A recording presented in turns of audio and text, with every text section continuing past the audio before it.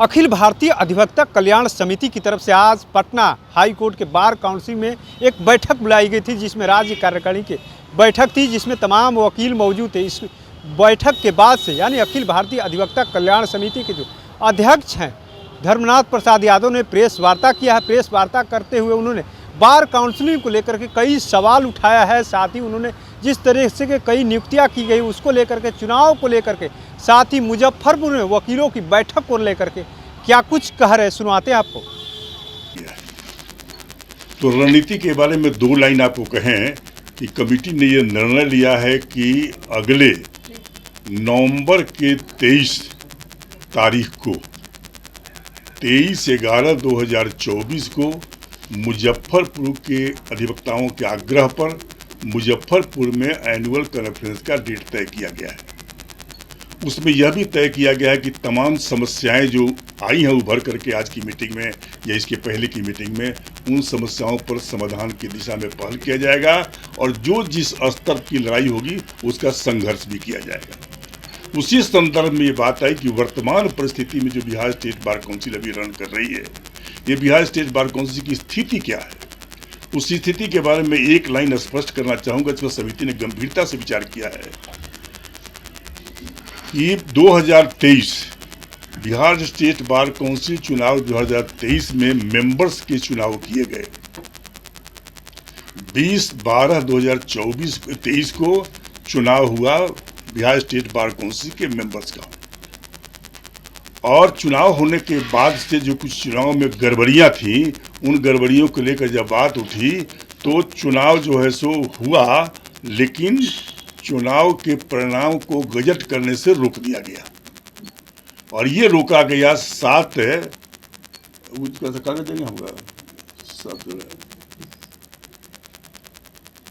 Cut गया क्या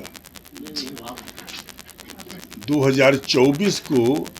central election tribunal Delhi से एक आदेश प्राप्त हुआ मेरे द्वारा दाखिल किए गए आवेदन के आलोक में कि बिहार में जो रिजल्ट्स हुए हैं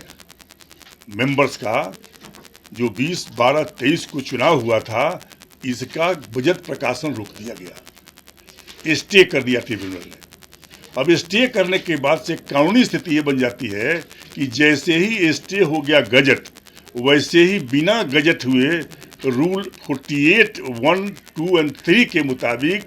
जो बिहार इलेक्शन रूल 1962 है, उसके इस प्रावधान के मुताबिक वो कभी भी अभी तक मेंबर बार काउंसिल के लीगली हुए ही नहीं। चुनाव उनका जरूर हुआ, इलेक्टेड रोल में आ गए वो, लेकिन जब तक गजट प्रकाशन नहीं हो रहा है तब तक कानून जो है रूल 48 सब 1, 2 और 3 1962 बिहार इलेक्शन रूल के आधार पर उस प्रावधान के मुताबिक ये मेंबर्स हुए ही नहीं। जब मेंबर्स नहीं होंगे तो वो ऑफिस होल्ड नहीं कर सकते काउंसिल का, इलेक्शन में चेयरमैन वाइस चेयरमैन का चुनाव नहीं कर सकते कानून तौर पर। लेकिन इस सब होने के बाद भी स्टे के बावजूद जानबूझकर गलत मंशा से गलत इंटरप्रिटेशन करके और इन लोगों ने 18 फरवरी 2024 को अध्यक्ष उपाध्यक्ष का चुनाव कर लिया और चुनाव के बाद उसको रन कराने लगे। इसकी शिकायत जब ट्रिब्यूनल को दी गई, इसकी शिकायत जब ऊपर दी गई, तो वैसी स्थिति में हुआ कि साहब ये किसी भी स्थिति में लीगली नहीं है, क्योंकि कानून जब रोक रहा है उस कानून के खिलाफ हम जा रहे हैं, तो ये कॉन्स्टिट्यूशनल और लीगल क्राइसिस उत्पन्न हो गया। इस स्थिति को लेकर के बार बार जो है सो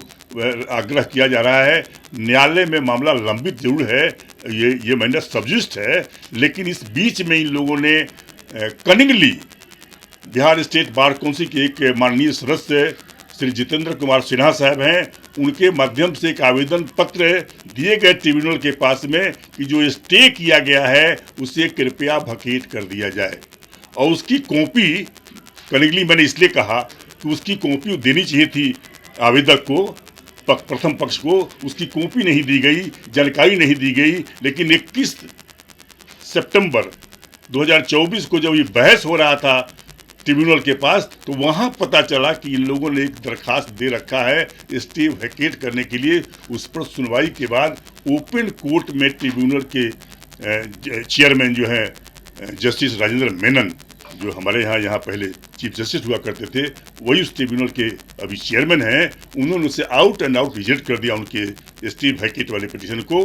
फिर भी इन लोगों को कोई उससे जून नहीं देख रहा है। तो हमारी समिति ने इस पर गंभीरता से विचार किया है कि ऐसे कानून के पंडितों के द्वारा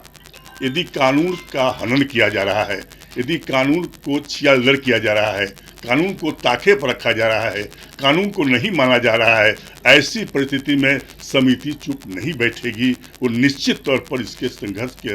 नीति तय करेगी। और वो नीति तय करने के लिए फिलहाल जो तय हुआ है उसमें यही हुआ है कि अगले माह यानी 23 नवंबर 2024 को एक दिवसीय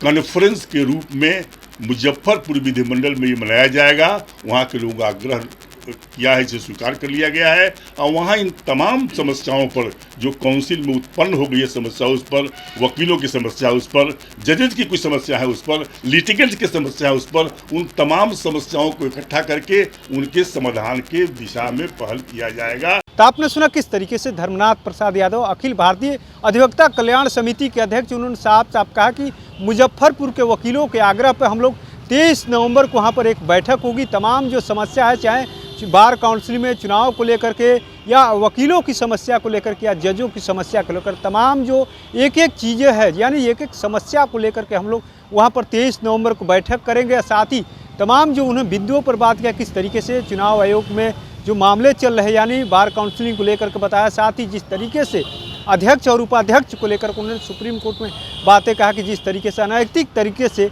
नियुक्ति किया गया, इसको लेकर के उन्होंने एक बड़ा सवाल उठाया है। तो ऐसे ही तमाम अपडेट से जुड़े रहने के लिए इनसाइडर लाइव देखते रहे।